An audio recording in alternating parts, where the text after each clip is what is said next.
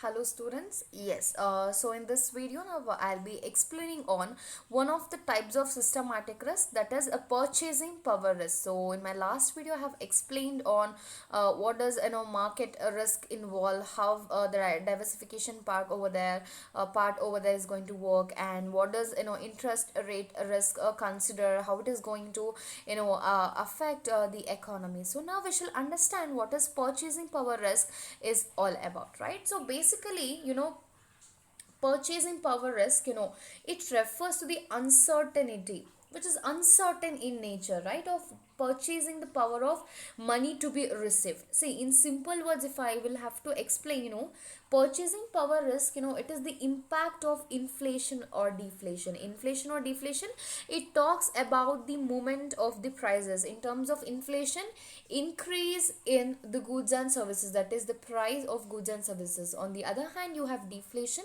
where it states about decrease in the movement, that is prices of the goods and services.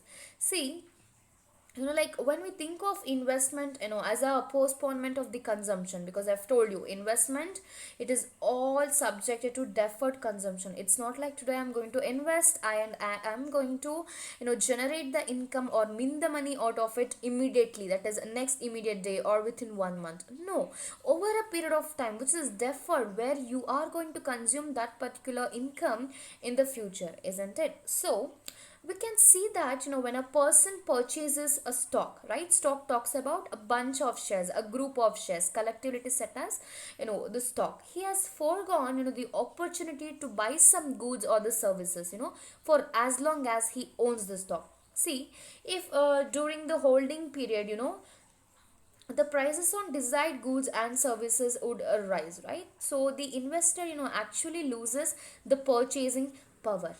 So the rising prices on goods and services, they are normally they are associated with what is referred to as inflation. That rising price, that is the movement of prices are rising upwards, that is going upwards on goods and services, it is termed to be the inflation. Where falling prices on goods and services, they talk about the concept called deflation.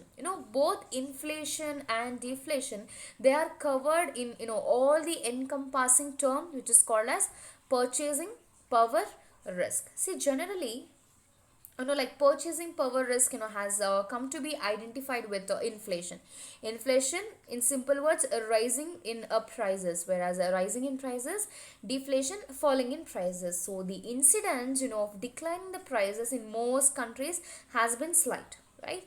So the anticipated purchasing power changes, it is going to manifest themselves on both the financial instruments, that is the bonds, and the other one is on the stock, right? So what you have to understand now about the purchasing power risk is that it is possible, the reduction in purchasing power of the expected returns, that which is going to happen in the future, due to the higher rate of inflation. There is kind of erosion in the purchasing power of money, and again which results in the decrease of the returns. That's how the things are going to work, right? So purchasing power is something, it is the value of the currency in which you are, you have invested, and in which you are going to receive the return, that is expressed in the terms of amount of goods and services that 1 unit of money can buy, right?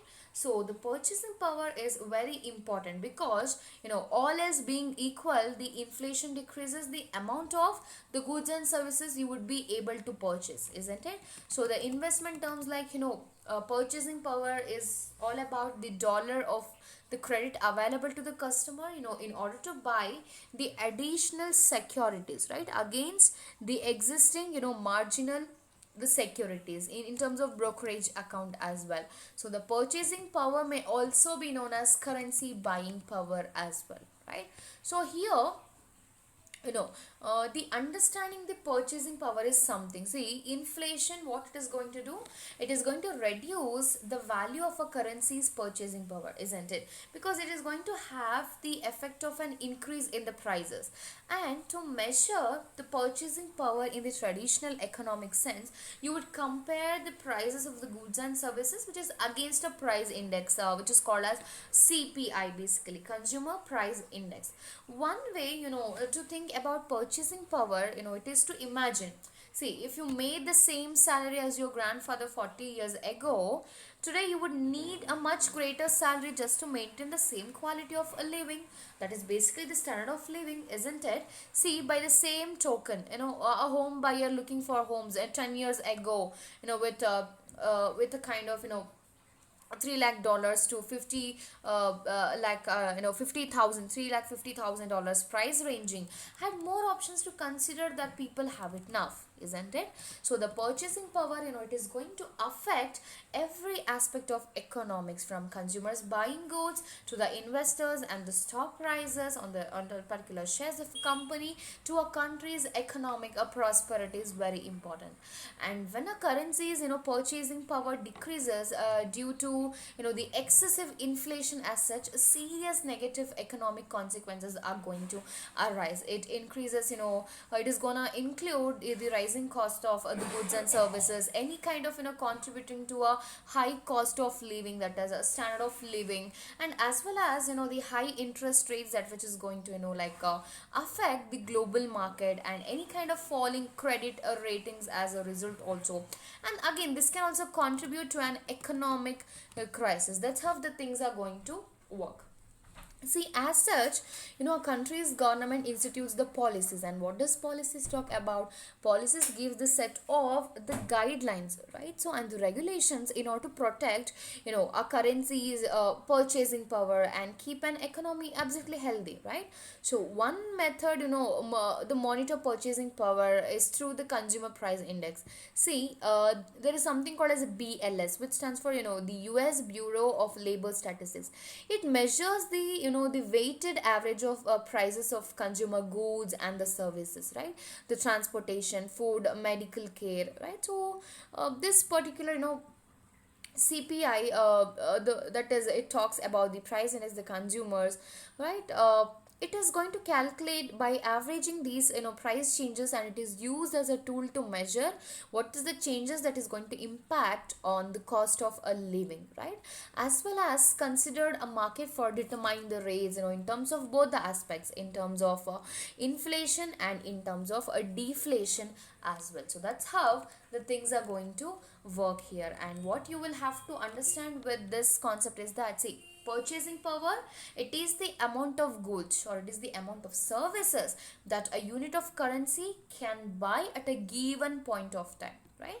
And the inflation, it tends to eradication, that is eroding of the purchasing power of currency over the given period of time. And here, the central banks, they try to keep the prices stable, through maintaining the purchasing power of the currency, by setting the interest rates and other mechanisms as well. So even this can also happen. So coming to the enough logic of the purchasing power, where you can lose, where you can gain something, right? So the purchasing power, it can be in terms of loss or gain. It is nothing but an increase or decrease. It is like in how much the consumers can buy with a given amount of money. And consumers, they lose the purchasing power when prices is going to increase. When you have all of a sudden increase the prices on the goods and services, what is going to happen? Do you think consumers are going to come and buy it? Absolutely no. Of course, exceptional people are there, definitely they'll buy, but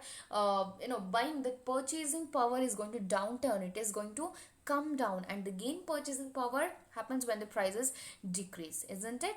So the causes of the purchasing power loss, it includes the government regulations as well, and the inflation, and the natural man-made disasters. The causes of purchasing power gain, it includes the concept of deflation and any kind of technological innovation as well. So that's how the concept of this particular the purchasing power is going to have an impact. So basically it is all about it is going to determine undermine any kind of investment return through a decline in the purchasing power, right? So this is how the concept of the purchasing a power bank, that is power risk, is going to work with respect to the systematic risk.